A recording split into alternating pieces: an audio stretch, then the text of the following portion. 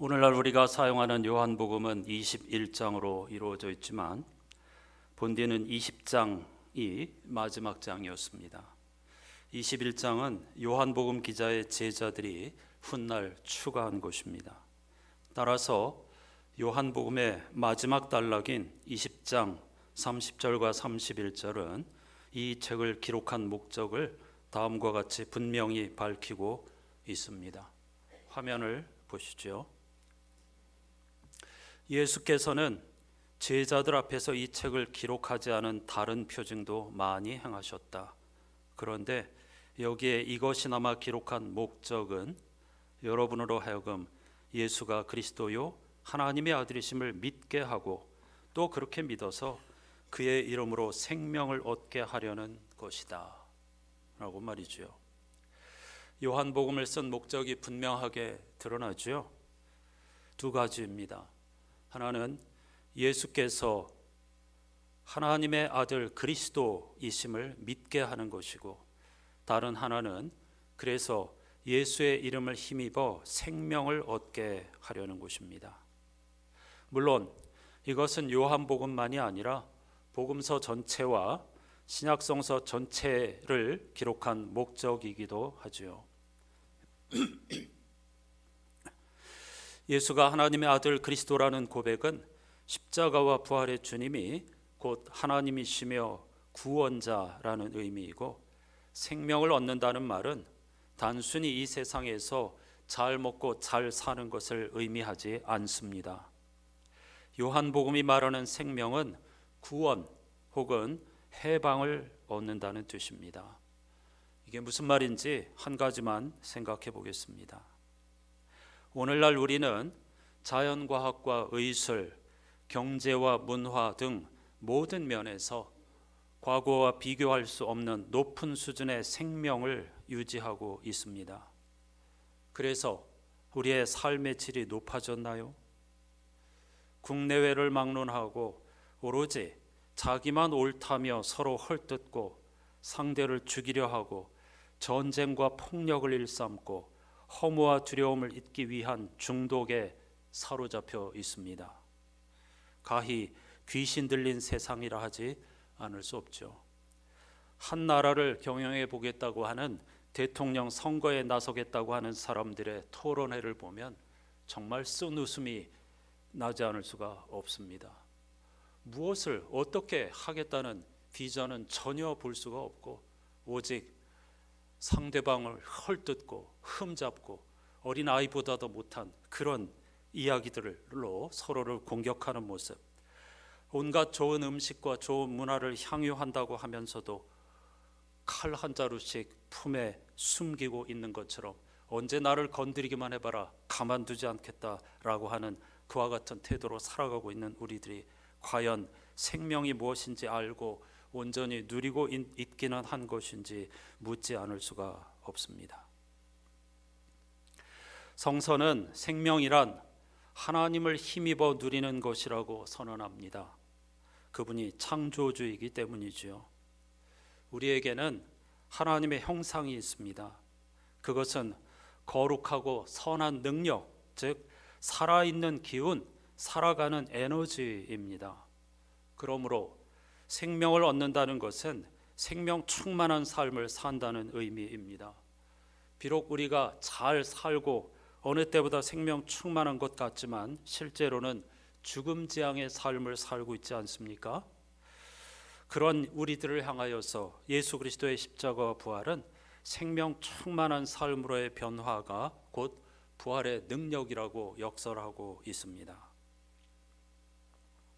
부활절 다음 날인 지난 21일 프란치스코 교황이 선종하였습니다.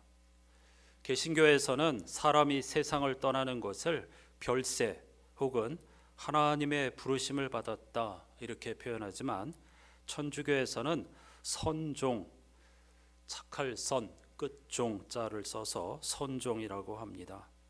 자신이 달려갈 길을 최선을 다해 경주하고 고요히 눈을 감을 수 있는 행복을 라틴어로 선한 죽음 혹은 거룩한 죽음이라고 부릅니다. 그런데 예수회 소속의 중국 선교사 로벨리라고 하는 분이 17세기에 중국에 들어가서 교리서를, 한자로 된 교리서를 만들 때에 선생, 복종, 정로라고 하는 표현을 사용하였습니다. 선한 삶을 살다가 복되게 죽는 것이 성도가 걸어야 할 정도라는 뜻입니다. 그것을 줄여 선종이라고 부르게 된 겁니다. 그런데 이 선종이라고 하는 표현에 사실 신앙의 핵심이 담겨 있습니다. 나의 간절한 기대와 희망은 내가 무슨 일에나 부끄러움을 당하지 않고 늘 그러했듯 지금도 큰 용기를 가지고 살든지 죽든지 나의 생활을 통틀어 그리스도의 영광을 드러내는 것입니다. 나에게는 그리스도가 생애 전부입니다. 그리고 죽는 것도 나에게는 유익이 됩니다라는 바울의 고백처럼 우리에게 주어진 하루하루를 믿음의 선한 싸움을 하며 선하게 살아가는 것이 곧 생명 충만한 삶입니다. 그런 면에서 프란치스코는 생명 충만한 삶의 증인이라고 할 수 있습니다.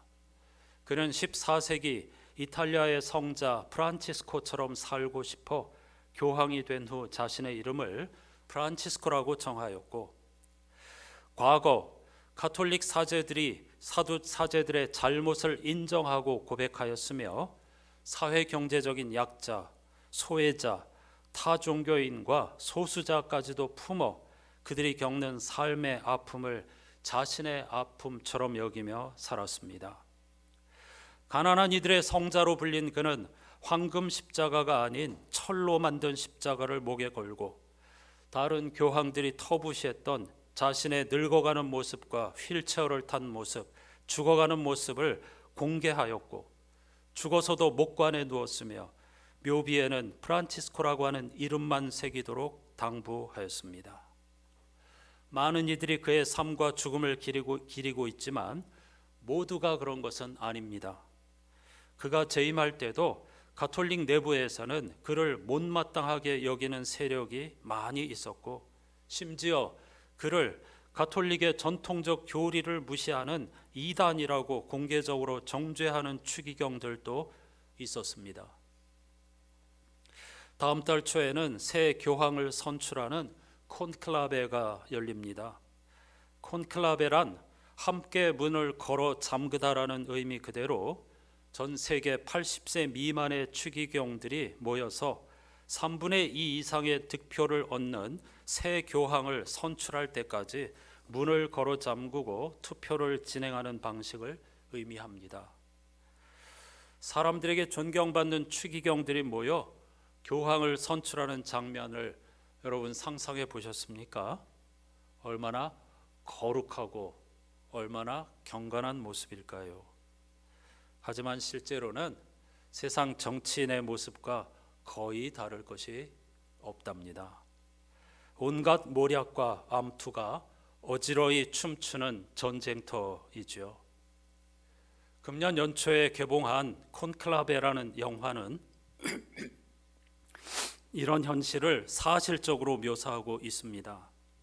이 콘클라베라고 하는 영화와 전임 베네딕토 16세와 프란치스코의 실화를 바탕으로 한 두 교황이라고 하는 영화를 한번 보시기를 추천해 드립니다.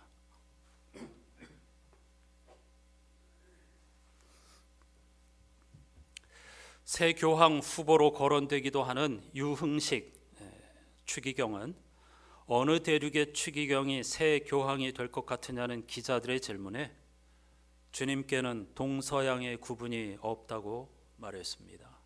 명답입니다. 주님께는 동서양의 구분이 없죠. 남녀의 차별이 없습니다.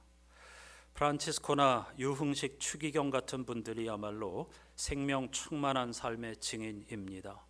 온갖 모략과 암투, 정쟁이 가득한 세상에서 오롯이 하나님을 의지하면서 가난한 이들의 벗이 되고 차별에 맞서 하루하루의 삶을 복되게 살아가는 것, 그게 바로 영생이고 생명 충만한 삶이며 부활의 증인되는 삶이라고 하는 사실을 기억해야 합니다. 그런 면에서 다가오는 우리나라 대통령 선거를 위해 기도하는 것도 중요한 일이지만은 새로운 교황의 선출을 위해서도 우리는 간절히 기도해야 합니다. 왜냐하면 세계에 미치는, 우리의 삶에 미치는 영향력이 아주 크기 때문입니다. 아마 보수적이며 근본주의적인 추기경이 다음 교황으로 선출될 가능성이 굉장히 많은데요. 그러면 또 우리 삶에 많은 약자들이 눈물을 흘리게 됩니다. 이건 큰 기도의 제목이 아닐 수 없습니다. 여러분들도 간절히 기도해 주시기를 바랍니다. 제1독서 사도행전 5장에는 대제사장이 사도들을 신문하는 장면을 소개합니다. 예수 그리스도 부활 승천 이후이죠. 예수의 이름, 즉 예수의 삶과 가르침을 사람들에게 전하지 말라고 위협하는 것입니다. 그런데 대제사장이 누구입니까? 어느 누구보다 진리에 목말라 하고 치열하게 물어야 할 신분이지만 오직 유대교의 조직과 전통을 지키는 일에만 매달려 있습니다. 예수 그리스도의 십자가와 부활, 승천에 관한 일에는 조금도 관심이 없습니다. 도리어 그 일에 관심을 갖고 그 일을 가지고 새로운 공동체를 꾸리고 진리를 추구하는 자들을 핍박하는 그런 장면을 보여주고 있습니다. 매우 안타까운 일이지요. 오늘은 부활절 두 번째 주일입니다. 우리에게는 생소하지만 교회는 전통적으로 부활절 두 번째 주일을 도마 주일이라고 불렀습니다. 질문하던 도마가 신앙 고백으로 거듭난 것처럼 그리스도인들이 어린 아이처럼 새롭게 태어나는 주일이라는 의미입니다. 그런데 도마는 늘 그 이름 앞에 의심 많은이라는 수식어가 붙어 있습니다. 사실 도마의 입장에서는 매우 억울한 일이죠. 마태, 마가, 누가복음은 도마라고 하는 이름만 언급할 뿐 의심 많은 이런 수식어를 붙이지 않습니다. 그래서 도마가 정말 의심의 대명사인지는 확인할 길이 없습니다. 반면 요한복음은 도마를 좀 더 자세히 묘사합니다. 모두 세 차례 등장하는데요. 먼저 11장에서는 도마가 죽은 나사로에게 예수님이 찾아가려고 하자 걱정스레 바라보던 제자들에게 우리도 함께 죽으러 갑시다 라며 용기를 독려하는 충직한 제자로 소개됩니다.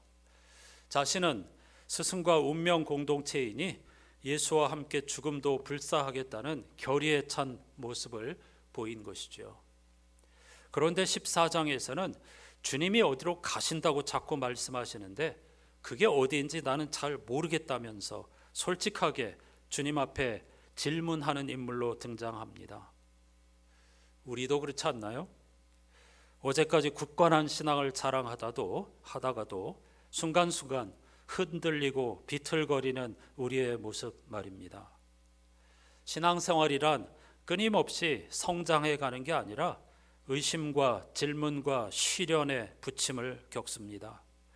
그래서 시편의 제자들처럼 하나님을 원망하기도 하고 불평하기도 하고 슬퍼하기도 하고 탄식하기도 하고 기뻐하기도 하면서 지금 이 길이 맞는 길인지 끊임없이 묻게 되는 것이죠. 세 번째 도마의 등장은 오늘 본문 요한복음 20장입니다. 안식 후 첫날 부활하신 예수께서 제자들을 찾으셨지만은 어떤 영문인지 그 자리에 도마는 없었던 것 같습니다.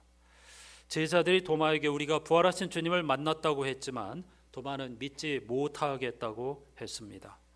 그로부터 8일이 지나 주님이 다시 제자들이 모인 곳에 오셔서 도마를 향하여 나의 상처를 만져보라고 그리고 의심 대신 믿음을 가지라고 말씀하셨습니다. 의심하는 자가 되지 말고 믿는 자가 되라고 하는 말씀이 덧붙여져 있는데요. 이 말씀은 도마의 의심을 책망하는 말씀이 아닙니다. 나중에 예수님을 전혀 알지 못하는 시대의 사람들을 향하여 미리 말씀하신 것입니다. 예수님을, 우리를 포함하여서 지금은 예수님을 본 적도 없고 보지도 못하는 시대에 살고 있죠. 그런 우리들에게 믿는 자가, 보지 않고도 예수의 복음을 믿는 자가 복이 있다고 미리 말씀하신 것이지 도마를 책망하는 것이 아니라는 것을 짚어드립니다. 도마는 주님 앞에서 완전히 무너졌습니다. 그리고 주님, 나의 하나님이라고 고백하였죠. 이 말을 할 때의 도마는 어떤 심정이었을까요? 의심에서 확신으로 자기 존재의 모든 것이 무너졌다 다시 일어서는 경험, 즉 부활의 경험을 했다고 할 수가 있겠습니다.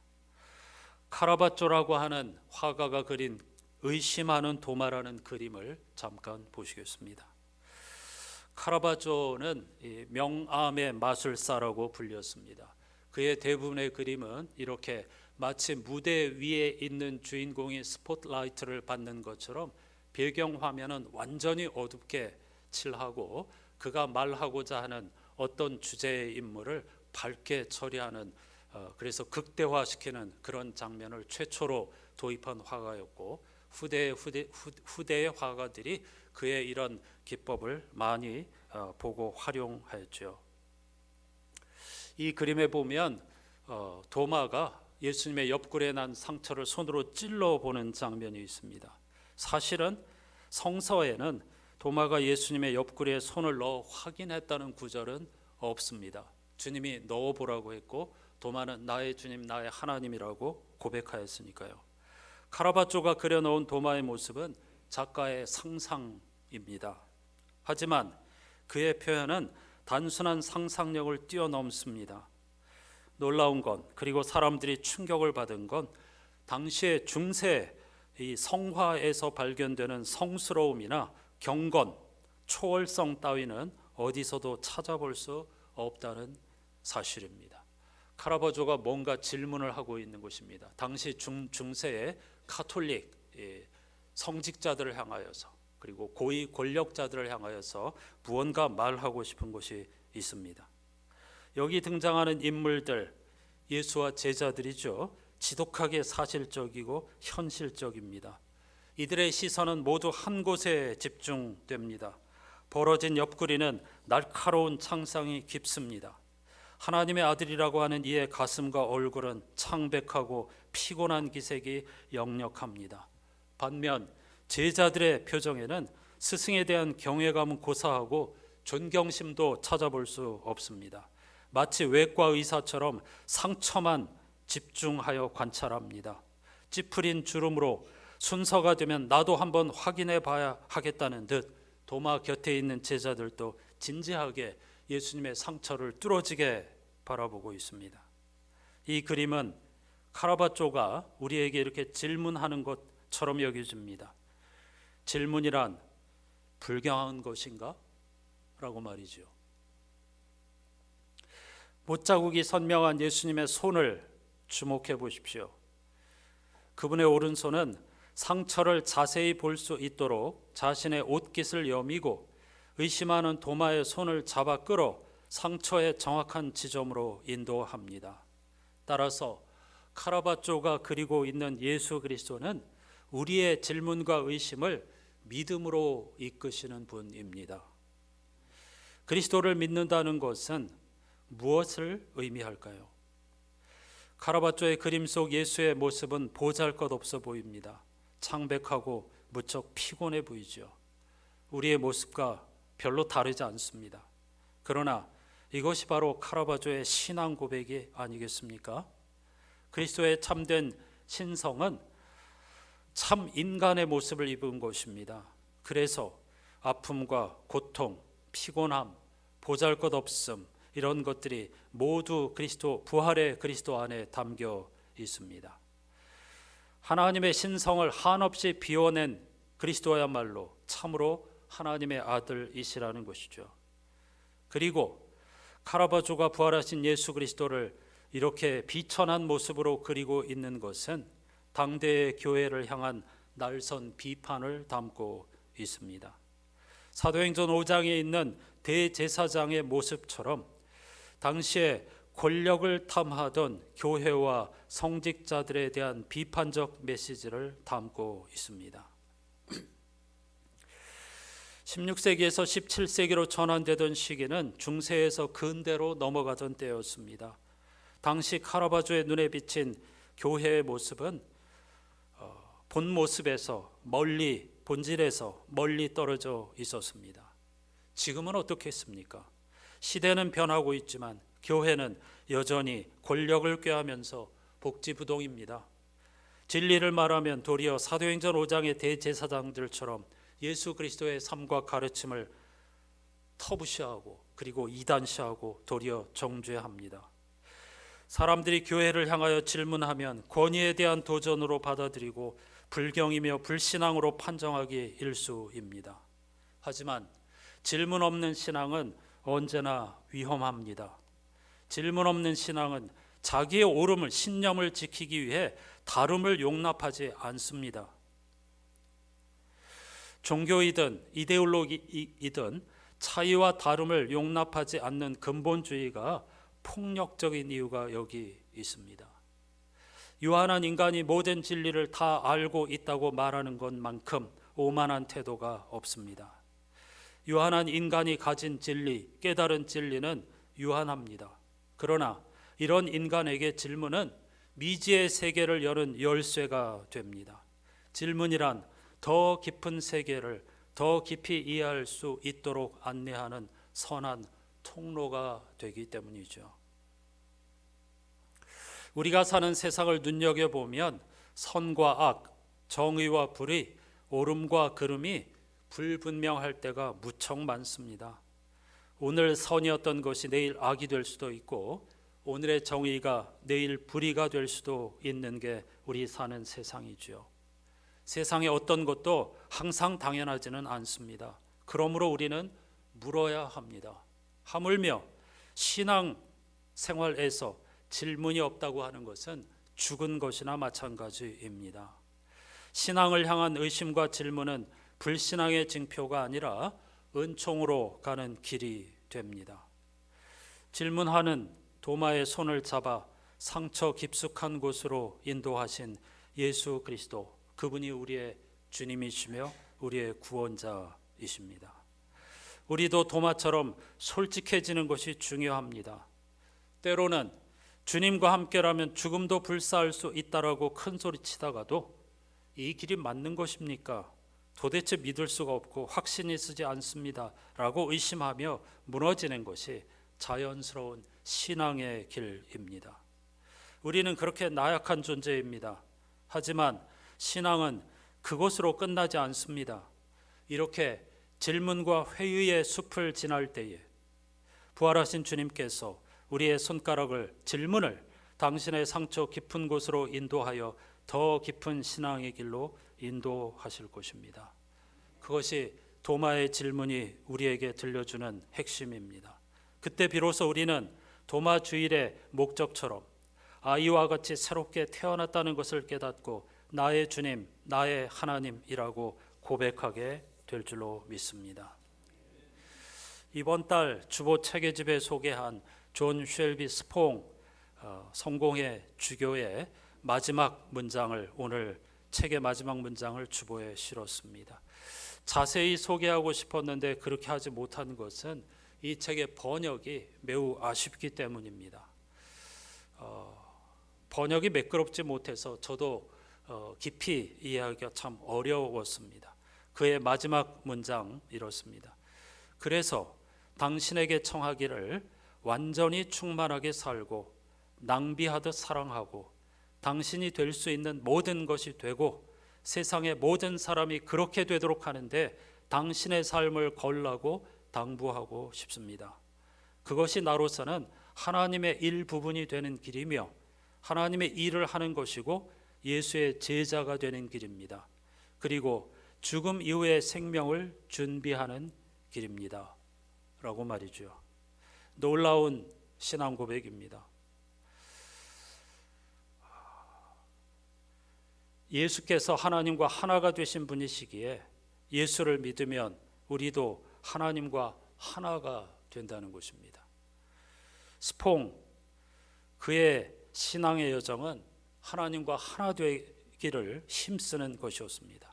따라서 우리들도 부활하신 예수 그리스도를 믿는다면 하나님과 하나 되는 데에 우리의 삶을 걸라고 당부하고 있습니다. 그것이 예수의 제자가 되는 길이고 죽음 위에 생명을 준비하는 길이라고 말이죠. 여러분, 이것이 그리스도인의 정체성입니다. 요즘 말로 하면 후덜덜하게 만듭니다. 하나님과 하나가 되라고? 인간인 우리가, 죄인인 내가 감히? 이게 무슨 말인지 여러분 이해가 되십니까? 잘 안 되실 것입니다. 그런데 그리스도인이 사는 이유는 하나님과 하나 되기 위함입니다. 예수 그리스도와 하나가 되기 위함입니다.